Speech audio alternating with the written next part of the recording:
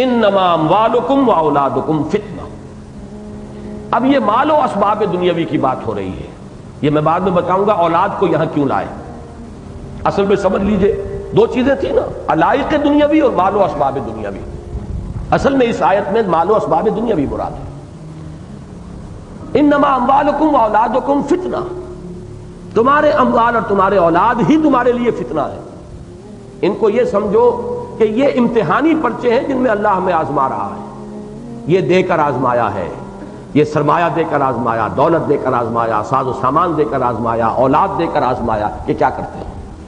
خیر میں لگاتے ہیں، بھلائی میں لگاتے ہیں، اولاد کی پرورش صحیح کرتے ہیں، انہیں اللہ کے دین کے خادم بنا کر اٹھاتے ہیں یا اللہ کے باغی اور سرکش بنا کر اٹھاتے ہیں.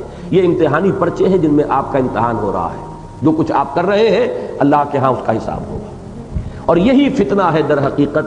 ایک سورت پیچھے جائیے، سورہ منافقون میں آیت ہم پڑھ چکے ہیں، یا ایھا الذین آمنوا لا تلھکم اموالکم ولا اولادکم عن ذکر اللہ ومن یفعل ذلک فاولئک هم الخاسرون. اہل ایمان، تمہارے اموال اور تمہاری اولادیں تمہیں اللہ کی یاد سے غافل نہ کرنے پائیں. جو کوئی یہ کرے گا پھر وہ خسارے میں اور بربادی اور تباہی کے اندر آ جائے گا.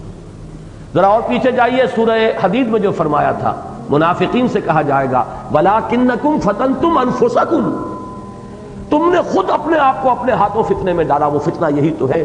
انما اموالکم واولادکم فتنہ. ان سے دلی محبت اگر آپ کی زیادہ ہو گئی ہے اللہ اور اس کے رسول اور اللہ کی راہ میں جہاد کے مقابلے میں، تو گویا کہ آپ نے خود اپنے آپ کو اپنے ہاتھوں فتنے میں ڈال دیا. انما اموالکم واولادکم فتنہ. اب میں عرض کر دوں کہ یہ کیوں یہاں پر اولاد کی ریپیٹیشن آئی ہے. دیکھیے اولاد کے بارے میں یہ جان لیجئے، ایک طرف اس سے محبت طبعی ہوتی ہے، دوسری طرف اولاد کو انسان ایسٹ بھی سمجھتا ہے. اولاد سے مستقبل کی امیدیں بھی وابستہ کرتا ہے. بیوی کی محبت میں مستقبل کی کوئی امید نہیں ہے، وہ محض محبت ہے. لیکن اولاد بڑھاپے کا سہارا بھی بنتی ہے. جیسے بینک بیلنس سے آپ کا دل مطمئن رہتا ہے، بڑھاپے کے لیے سامان میں نے رکھا ہوا ہے، پینشن ہے جو ملتی رہے گی، فلاں ہے، یہ ہے، ہوتا رہے گا. اسی طرح کا سہارا انسان سمجھتا ہے اولاد کو بھی کہ یہ میرے بڑھاپے کی لٹھیاں بنیں گے، یہ میرا سہارا بنیں گے. تو اولاد کی حیثیت دو گنا ہے. ایک طبی محبت، وہ دو طبی محبت جو بیویوں سے بھی ہے، لہذا ان کو وہاں بریکٹ کیا ان من ازواجکم واولادکم عدوا لکم.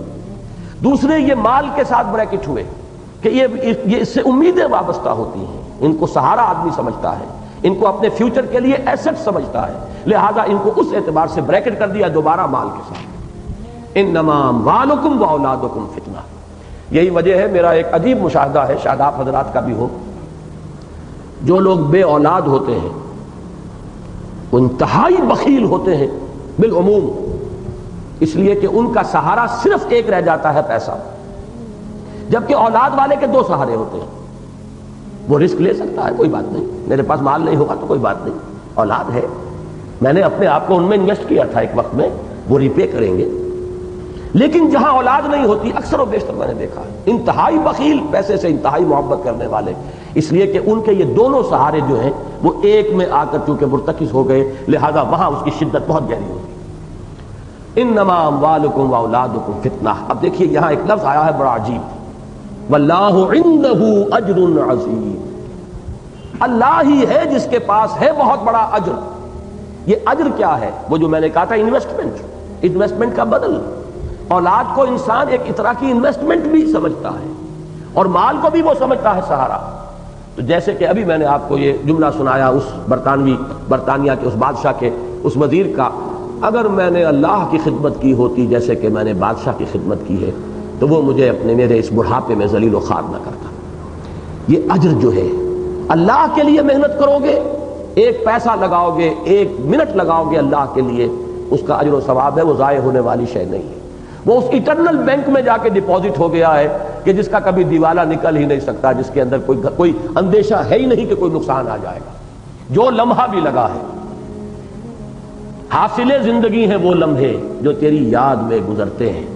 وہ لمحہ جو اللہ کی یاد میں بسر ہوا، وہ ایک قطرہ کہ جو اللہ کی یاد میں آنکھ سے ٹپکا اور زمین میں جذب ہو گیا، وہ ایک قول جو اللہ کے راستے میں انسان نے کسی کو خیر کی طرف بلانے کے لیے وہ ایک کلمہ جو کہا ہے، ان میں سے ایک ایک چیز اب اٹرنل ہو گئی ہے، وہ ابدی ہے، اس کا اجر اور ثواب محفوظ ہے.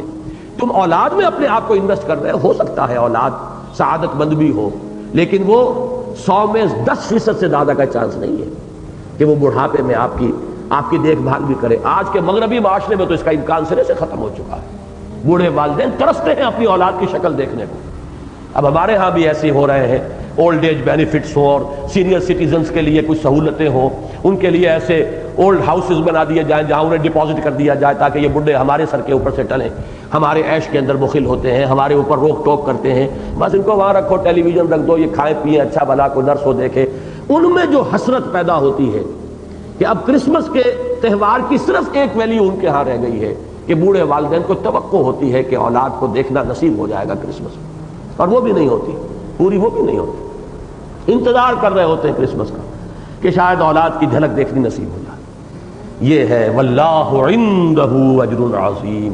اولاد کو پالو پوسو ذمہ داری سمجھ کر، اللہ کی طرف سے عائد شدہ ذمہ داری، ان سے محبت کرو اللہ کی محبت سے نیچے نیچے، صرف اللہ کی محبت نہیں، من اللہ ورسولہ وجہاد فی سبیلہ فتربصوا حتی یاتی اللہ بامرہ۔